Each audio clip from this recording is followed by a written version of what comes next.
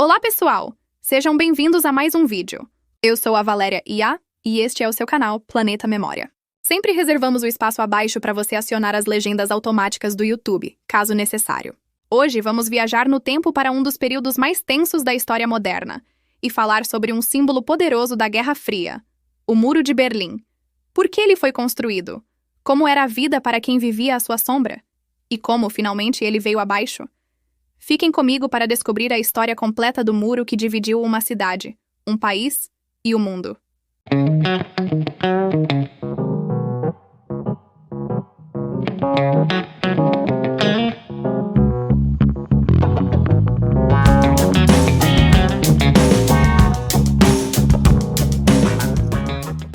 Para entender por que o Muro de Berlim surgiu, precisamos voltar ao final da Segunda Guerra Mundial.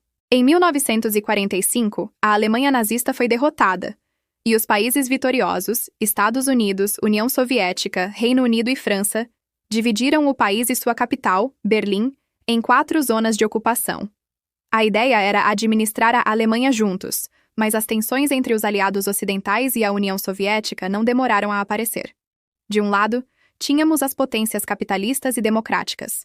Do outro, o regime comunista soviético. Essa divisão ideológica transformou a Alemanha no epicentro da nascente Guerra Fria. Em 1949, a situação se formalizou. As zonas de ocupação ocidentais se uniram para formar a República Federal da Alemanha, ou Alemanha Ocidental, um país capitalista alinhado com o Ocidente. Em resposta, a zona soviética se tornou a República Democrática Alemã, ou Alemanha Oriental, um estado socialista sob forte influência de Moscou. Berlim, que ficava bem no meio do território da Alemanha Oriental, também foi dividida. Berlim Ocidental tornou-se uma ilha de capitalismo e liberdade dentro de um mar comunista, enquanto Berlim Oriental se tornou a capital da Alemanha Oriental.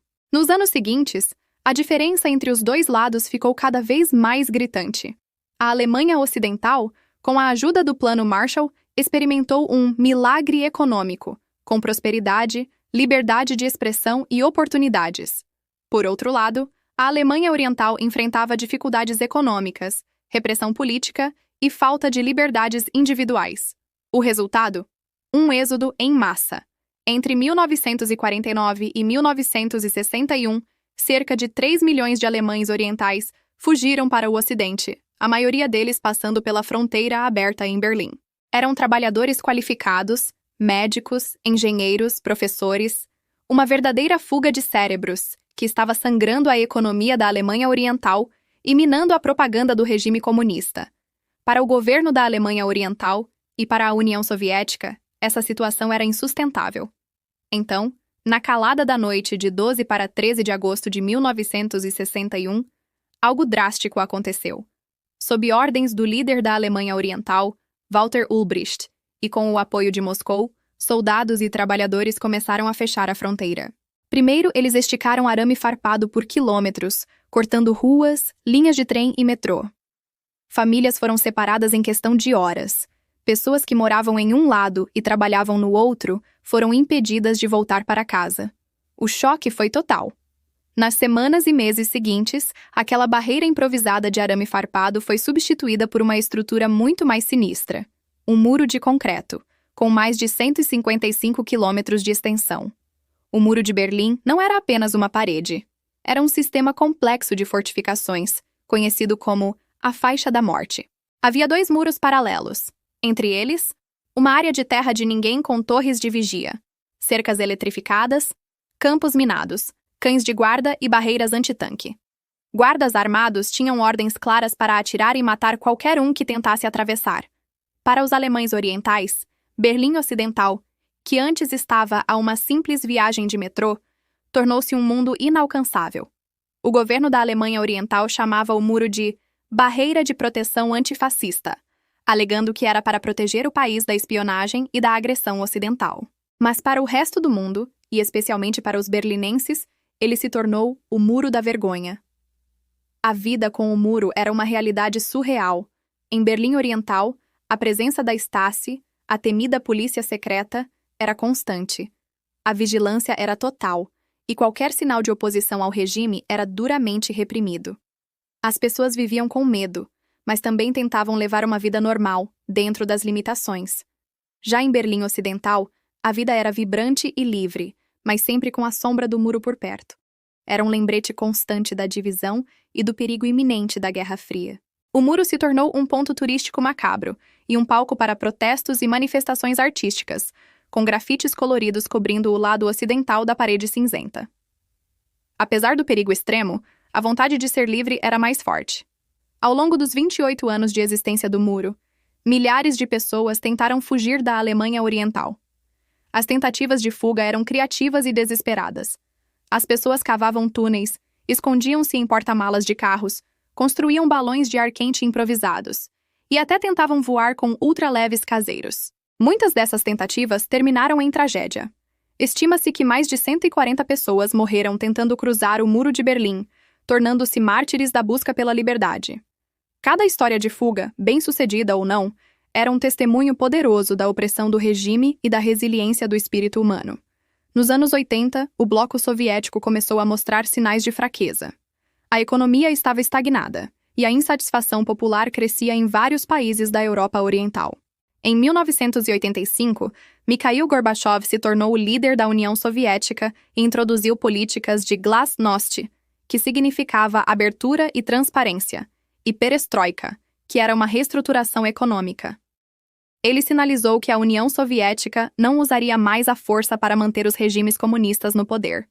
Foi a faísca que acendeu o fogo da mudança. Em 1989, a Hungria abriu sua fronteira com a Áustria, criando uma primeira brecha na cortina de ferro. Milhares de alemães orientais viajaram para a Hungria como turistas e de lá escaparam para o Ocidente. A pressão sobre o governo da Alemanha Oriental tornou-se insuportável. Manifestações em massa tomaram as ruas de cidades como Leipzig, com centenas de milhares de pessoas gritando "Wir sind das Volk", que significa "Nós somos o povo". O regime estava paralisado, sem saber como reagir. E então, veio o dia que mudou tudo, 9 de novembro de 1989. Naquela noite, um porta-voz do governo da Alemanha Oriental, chamado Günter Schabowski, estava dando uma coletiva de imprensa para anunciar novas regras de viagem, que deveriam facilitar as saídas do país, mas de forma controlada. Só que ele não tinha sido bem informado sobre os detalhes. Pressionado por um jornalista que perguntou quando as novas regras entrariam em vigor, Schabowski, confuso, folheou seus papéis e respondeu: "Pelo que sei, imediatamente, sem demora." A notícia se espalhou como um incêndio. Milhares de berlinenses orientais correram para os postos de controle do muro, exigindo passagem. Os guardas da fronteira, sem ordens claras e confrontados com uma multidão eufórica, ficaram sem saber o que fazer. Por fim, para evitar a violência, um dos postos de controle, em Bornholmerstrasse, abriu a barreira. O que se seguiu foi uma das cenas mais emocionantes do século XX. Milhares de pessoas atravessaram a fronteira, chorando, rindo e abraçando os berlinenses ocidentais que os esperavam do outro lado. A festa durou a noite toda e se estendeu pelos dias seguintes. As pessoas subiram no muro, dançaram, cantaram e começaram a quebrá-lo com martelos e picaretas. A barreira de concreto que parecia eterna estava, finalmente, caindo. A queda do Muro de Berlim não foi apenas a queda de uma parede. Foi o colapso de um sistema. Simbolizou o fim da Guerra Fria e abriu caminho para a reunificação da Alemanha, que aconteceu menos de um ano depois, em 3 de outubro de 1990. Hoje, restam apenas alguns trechos do muro em Berlim, como a East Side Gallery, ou Galeria do Lado Leste, uma galeria de arte a céu aberto, e memoriais que nos lembram das vítimas e da história sombria da divisão. A queda do Muro de Berlim nos ensina uma lição poderosa, que muros podem ser construídos para dividir as pessoas, mas a busca humana por liberdade, união e dignidade é uma força que, no final, nenhuma barreira de concreto pode conter. É uma história de esperança, que nos lembra que mesmo nas noites mais escuras, a aurora da liberdade pode surgir de forma inesperada. E essa é a incrível história do Muro de Berlim. Espero que vocês tenham gostado de aprender mais sobre esse momento crucial da história. Se você curtiu o vídeo, não se esqueça de deixar o seu like, se inscrever no canal e ativar o sininho para não perder os próximos. Comente aqui embaixo o que você achou mais marcante nessa história. Muito obrigado por assistir e até a próxima!